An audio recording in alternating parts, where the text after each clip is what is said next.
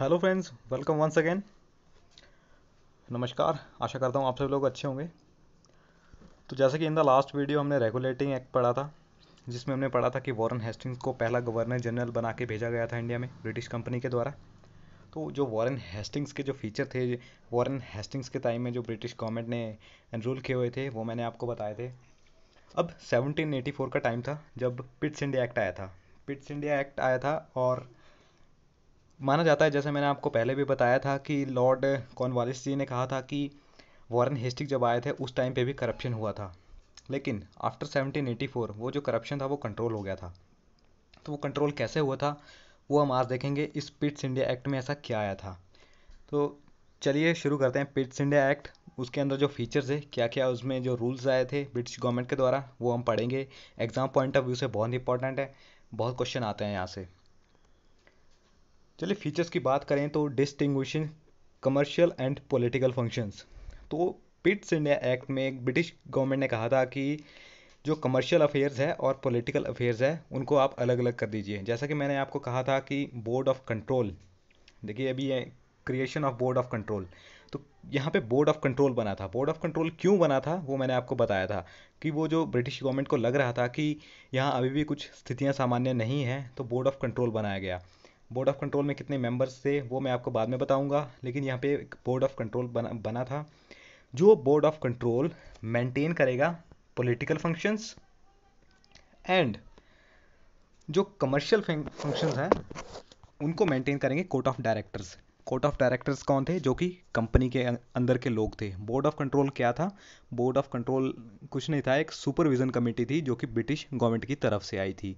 उसमें कंपनी का कोई इंटरफेयर नहीं था। तो बोर्ड ऑफ कंट्रोल के हाथ में ये पावर थी कि आप पॉलिटिकल, सिविल, मिलिट्री और रेवेन्यू अफेयर्स को देखिए, इंटरवीन कीजिए उसमें। तो ये दो मेन खास फीचर थे पिट्स इंडिया एक्ट के, इससे ज़्यादा कुछ भी नहीं। हाँ, एग्जाम में ये बहुत बार पूछा जाता है कि बोर्ड ऑफ कंट्रोल की स्थापना कब हुई थी। तो बोर्ड ऑफ कंट्रोल की स्थापना याद रखिएगा 1784 में हुई थी। 1784 में बोर्ड ऑफ कंट्रोल बना था, ये बात याद रखिएगा, ये क्वेश्चन बहुत बार आता है। उसके बाद अगर हम आगे चलें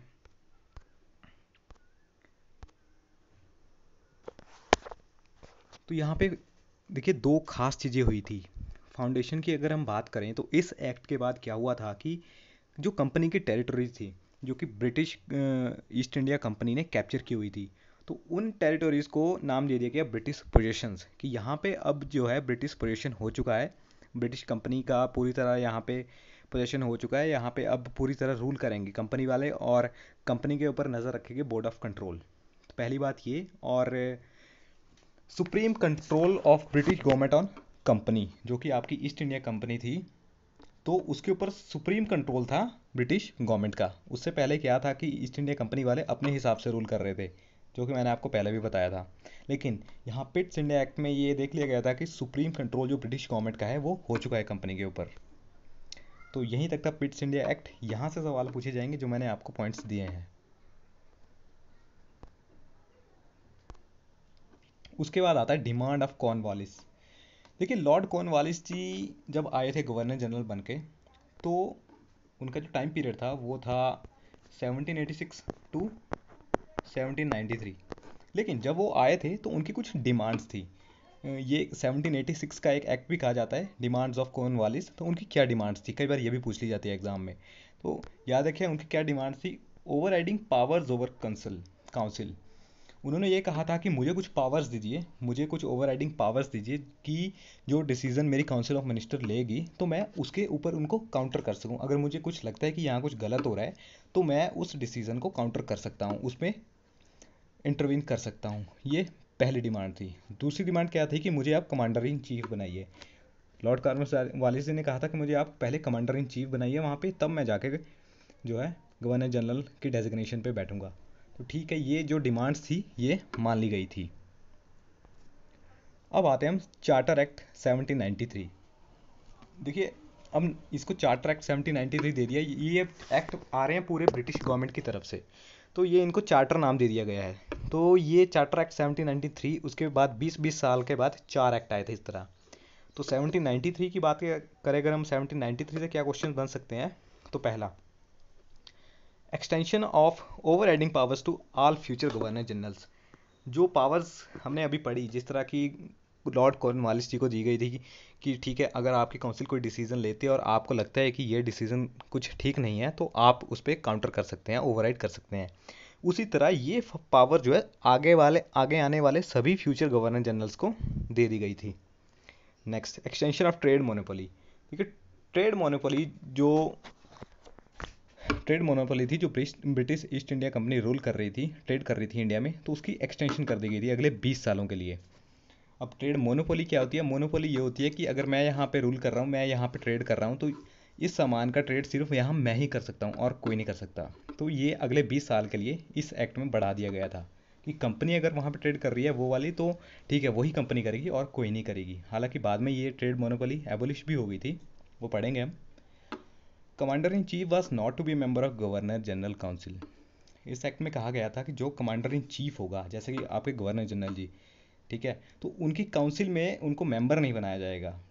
काउंसिल में मेंबर नहीं होए, काउंसिल एक अलग से रहेगी जो अपने मिनिस्टर्स की रहेगी। तो commander in chief was not to be member of governor general. उसके बाद member of board of control to be paid from Indian revenues.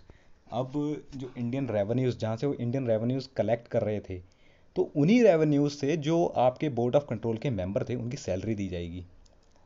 ठीक है जी, उनमें कितने मेंबर थे हम पढ़ेंगे बाद में, यहाँ से भी सवाल आता है। तो ये था चार्टर एक्ट 1793। उसके बाद चार्टर एक्ट 1813। अब इसमें क्या हुआ था? इसमें भी कुछ रूल्स आए थे, कुछ एक्ट बना था। तो यहाँ पे सबसे पहला काम क्या किया ब्रिटिश गवर्नमेंट ने कि abolish the trade monopoly of company. माफ़ कीजिएगा, यहाँ पे थोड़ा गलत लिख दिया है, यहाँ एबोलिशन लिखना था। Abolition of trade monopoly of company. तो यहाँ पे क्या कहा था कि ठीक है, अभी पिछले 20 सालों के लिए जैसे कि हमने देखा कि 20 सालों तक एक्सटेंड किया था, जो अब 20 साल पूरे हो चुके थे, 1813 आ गया, तो यहाँ पे अब ये ट्रेड मोनोपोली ख़त्म कर दी गई। मतलब यहाँ पे अब ईस्ट इंडिया कंपनी ही नहीं, ब्रिटिश की कोई और कंपनी भी आके ट्रेड कर सकती है इंडिया में। ठीक है जी, लेकिन एक शर्त और भी थी यहाँ पे कि ठीक है, ट्रेड मोनोपोली आपने यहाँ तो ख़त्म कर दिया, लेकिन जो कि ट्रेड चल रहा है इंडिया का टी के सेक्टर में, चाय के सेक्टर में चाइना के साथ, वो मोनोपोली में ही रहेगा। वहाँ कोई और कंपनी आके ट्रेड नहीं कर सकती है टी के सेक्टर में। ठीक है जी। उसके बाद sovereignty of crown over company territories. अब सोवरेंटी क्या होता है कि वहाँ पे जो कि एक मतलब कह सकते हैं सुप्रीम हेड, जिस तरह से जो कि निर्णय वगैरह लेगा, जो कि बाद में एक फाइनल सैंक्शन करेगा उसको, तो वो जो क्राउन था। अब ये क्राउन क्या था? क्राउन थी आपकी जो ब्रिटिश गवर्नमेंट में बैठी हुई थी, ब्रिटिश में सेंटर में बैठी हुई थी क्वीन एलिजाबेथ।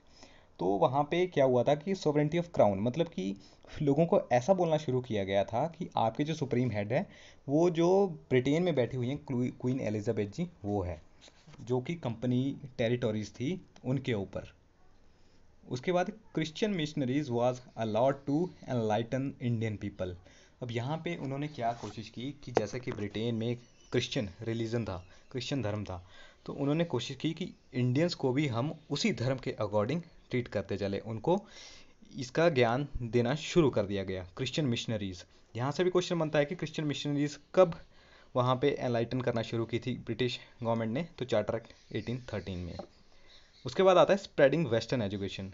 तो यहाँ पे बोल दिया गया था कि ठीक है, अब एजुकेशन आप स्प्रेड करना शुरू कर दिए, वेस्टर्न एजुकेशन जैसे कि ब्रिटेन में चलती आ रही थी, पूरा वही, मतलब एक तरह से system, particular formats, western education वैसा ही। And last, tax imposition. यहाँ कहा गया था कि लोकल गवर्नमेंट, जो कि लोकल गवर्नमेंट थी, उनको बोला गया कि आप टैक्सेस लीजिए लोगों से, जो भी वो कमाई कर रहे हैं उस हिसाब से टैक्सेस लेना शुरू कर दीजिए। और ये भी कहा गया, हाँ, कि अगर वो टैक्स नहीं देते हैं तो हम उनको पनिश करेंगे। तो ये था चार्टर एक्ट। इससे पहले हमने चार्टर एक्ट 1793 पढ़ा, demands of lord Cornwallis, then foundation Pitt's India act के क्या आउटकम्स थे एंड फीचर्स। तो नेक्स्ट वीडियो में हम कंटिन्यू करेंगे चार्टर एक्ट ऑफ 1833 से। वहाँ से क्या है, देखिए अभी तक तो इतना इंपॉर्टेंट कुछ था नहीं, लेकिन अब जैसे जैसे कॉन्स्टिट्यूशनल डेवलपमेंट होना शुरू हो गई है, अब विलियम बेंटिक जी आ जाएंगे, जो कि गवर्नर जनरल बंगाल से सीधा इंडिया के बन जाएंगे। तो यहाँ पे जो पावर है वो सेंट्रलाइज होना शुरू हो जाएगी। तो यहाँ पे अब क्वेश्चन ज़्यादा बनते हैं, यहाँ अब मेन पार्ट शुरू हो जाएगा। तो कंटिन्यू करेंगे नेक्स्ट वीडियो में। तब तक के लिए जय हिंद, ऑल द बेस्ट।